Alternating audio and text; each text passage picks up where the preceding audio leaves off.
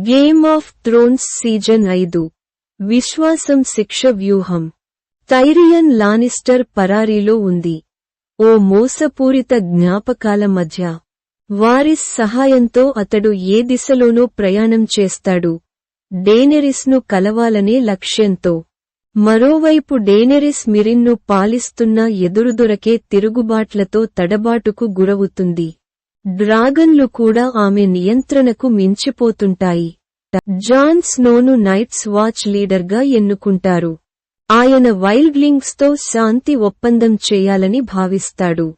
కాని ఇది అశాంతిని తెస్తుంది, అంతర్గతంగా చిచ్చు పెడుతుంది. స్టన్నిస్ భారతీయన్ వాల్ వద్దే తన సేనలతో శిబిరం వేసి నార్త్ను గెలుచుకోవడానికి సిద్ధమవుతున్నాడు. కింగ్స్ లాండింగ్లో సర్సీ లానిస్టర్ వ్యూహాలు వేస్తుంది. తన ప్రత్యర్థులను పతనం చేసేందుకు హైస్పారో అనే మతగురువును వాడుతుంది. కాని వ్యూహం తానే చిక్కుల్లో పడుతుంది. ఆమెను అరెస్ట్ చేసి అవమానంగా నగరమంతా నడిపిస్తారు. షేమ్, షేమ్ అనే ఘోషల మధ్య ఆమె గౌరవం నేలమట్టమవుతుంది. సంసా స్టార్క్ రామ్సే బోల్టన్తో వివాహ బంధంలో బలవంతంగా బంధించబడుతుంది. వింటర్ ఫెల్లో ఆమెపై జరుగుతున్న క్రూరత చూసి థియోన్ గ్రేజాయ్ చివరికి మారిపోతాడు. ఇద్దరూ కలిసి రామ్సే నుంచి తప్పించుకునే ప్రయత్నం చేస్తారు. ఇది సంసాకు శక్తివంతమైన మార్పు ప్రారంభం. జారాహ మోర్మంట్ టైరియన్ను డేనెరిస్ వద్దకు తీసుకెళ్లే ప్రయత్నం చేస్తాడు. చివరకు ఆమె ఎదుట నిలబడిన టైరియన్ తన తెలివిని ప్రదర్శిస్తూ సలహాదారుడిగా మారతాడు.